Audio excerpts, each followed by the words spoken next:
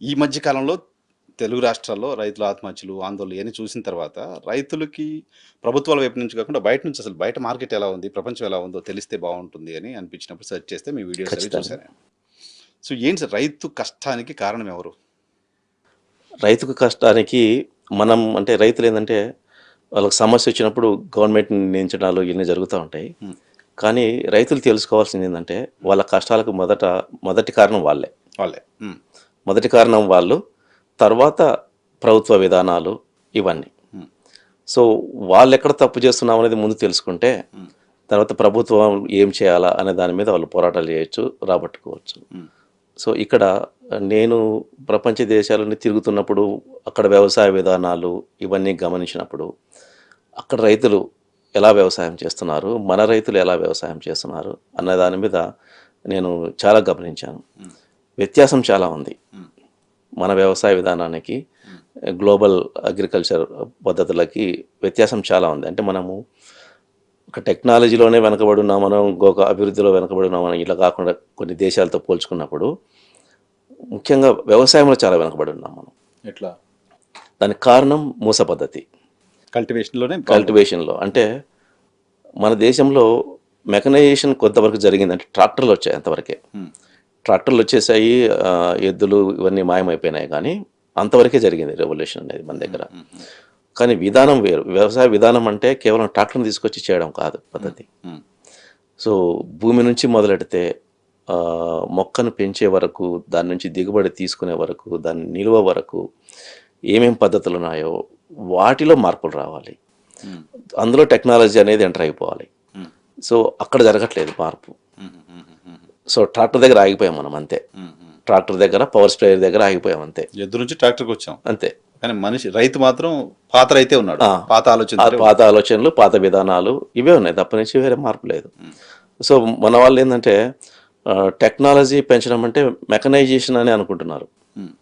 So only mechanisation వల్ల అగ్రికల్చర్లో మార్పు రాదు. అది ఏంటంటే లేబర్ను తగ్గిస్తుంది అంతవరకే. క్విక్గా ఏదైనా చేసుకోగలుగుతాం మెకనైజేషన్ వల్ల. కానీ ఒక మొక్కను పెంచడం అనేది దానికి మెకనైజేషన్కి సంబంధం లేదు. లేదు ప్రకృతి కదా అది. ఆ ప్రకృతి సంబంధించింది. దానికి సృష్టి ధర్మం ప్రకారం ఏం చేయాలనో ఆ పద్ధతులన్నీ చేయాల్సిందే. ఏం చేయాలి?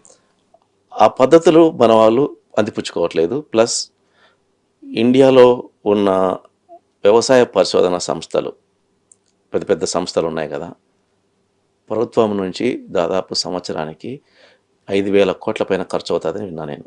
రీసెర్చ్ సెంటర్స్ సబ్జెక్ట్ కోసం. కరెక్షన్. 5,000 కోట్లు ఖర్చు అవుతుంది ఈ రీసెర్చ్ సెంటర్ అన్నిటికీ.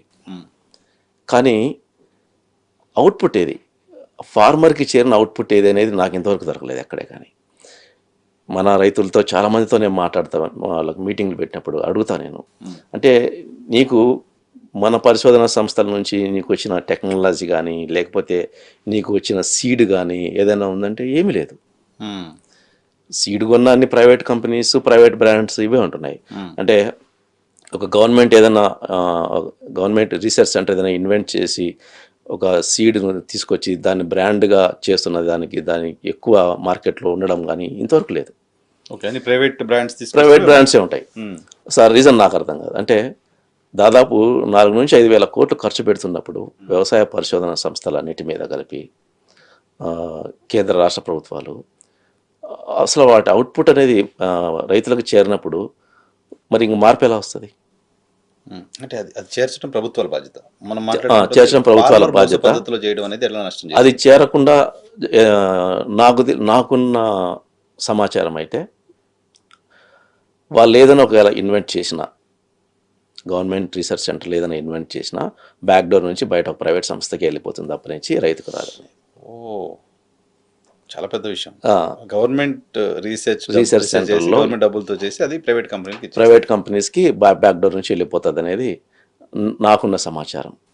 అంటే అందులో పనిచేస్తున్న కొంతమంది సైంటిస్టులు నాతో మాట్లాడిన జెన్యున్గా ఉన్న వాళ్ళు ఇదంతా ఇలా జరుగుతుంది మొత్తం. ఇంత ఇన్వెస్ట్ చేసి ప్రైవేట్ కంపెనీ రీసెర్చ్ చేయలేవు కూడా. చేయలేవు. చాలా ఇన్వెస్ట్మెంట్ అంత ఎక్కువ జరుగుతుంది గవర్నమెంట్ ఇన్స్టిట్యూషన్స్లో, కానీ అవుట్పుట్ ఉండదు.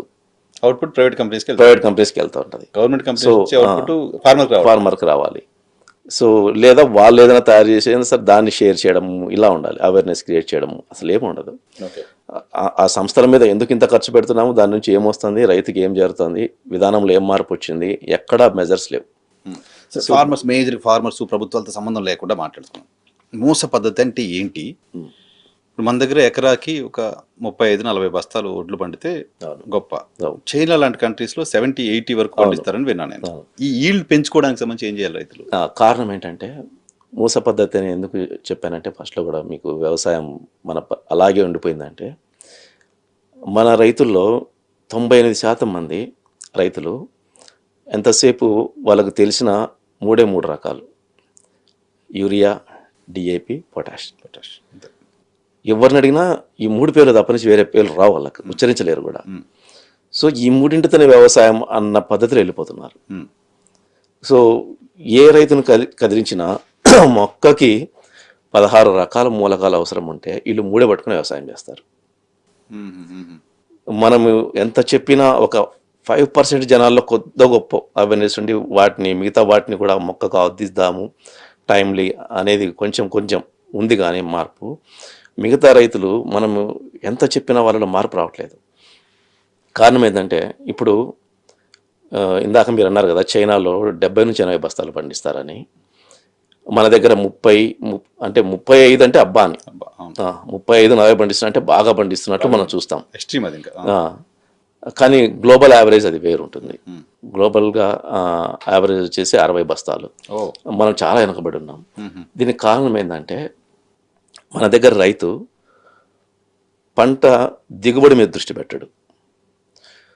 మీరు ఏ రైతునైనా గమనించండి, పంట దిగుబడి మీద దృష్టి పెట్టకుండా పంట ఎత్తు మీద దృష్టి పెడతాడు, పైరు ఎత్తు మీద దృష్టి పెడతాడు. వాడిని మార్చాలంటే మనతో కాదు. నేను చాలా ట్రై చేశాను. చైనాలో 70-80 బస్తాలు పండే వరి ఎత్తు కరెక్ట్గా అంటే ఒక 2 అడుగులు ఉంటుంది, 2-2.5 అడుగు ఉంటుంది. దానికి వచ్చే కంకి సైజు, దాంట్లో అది ఎంత ఎత్తు పెరిగిందో అంత సగానికి కిందికి వచ్చి ఉంటుంది. మీరు గమనించుకోండి, చైనాలో వరి మ్యాక్సిమం అంటే 2-2.5 అడుగులు ఎత్తు పెరిగితే దాని కంకి సైజు ఆ మొక్క ఎంత ఎత్తు పెరిగిందో అంత కిందికి మళ్ళీ ఇలా వంగి ఉంటుంది. అప్పుడు పడిపోయే ఛాన్స్ కూడా ఉండదు. మన దగ్గర నడుముల ఎత్తు పైన వరి పెరుగుతుంది, కంకి నిలబడుకో ఉంటుంది, కొంచెం ఇట్లా బెండ్ అయి ఉంటుంది అంతే. కొద్దిగా తుఫాన్లు అవి వచ్చినాయంటే పడిపోతుంది. అంటే వీళ్ళు దృష్టి ఎంతసేపు పైరుని పెంచడం మీదనే పెడతారు. పోటీ తత్వం అనేది పైరుని పెంచడం మీద ఉంది. దానికోసం యూరియా ఇప్పుడుగా వేసేయడము. అంటే ఎలా ఉంటుందంటే, పోటీ ఇద్దరు పక్క రైతులు ఉన్నారనుకోండి, ఒకడి పైరు ఒక బెత్తడెత్తు ఉందంటే వీడి పక్కడికి నిద్ర పట్టదు. ఈడు పోయి వెంబడే పోయి యూరియా తీసుకొచ్చి వాడికంటే ఇంకో బెత్తడెత్తి పెంచుతుంటాడు. అంటే అలా సాటిస్ఫై అవుతాడు అనమాట. దానికంటే నేను బాగా చేశాను నా పైరుని అంటే, ఎత్తు పెంచడంలోనూ పచ్చదనాన్ని పెంచడంలోనూ పోటీ పడుతున్నాడు తప్పనిచ్చి, దిగుబడి రావడానికి సహజంగా అది ఎంత ఎత్తు ఉండాలో అంత ఎత్తులో ఉన్నప్పుడే మనకు దిగుబడి ఇస్తుంది. అసలు పంట గమనాన్ని మారుస్తోంది రైతు.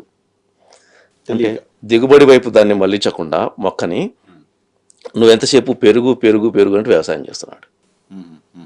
సో ఆ మూసలోనే కొట్టుకొని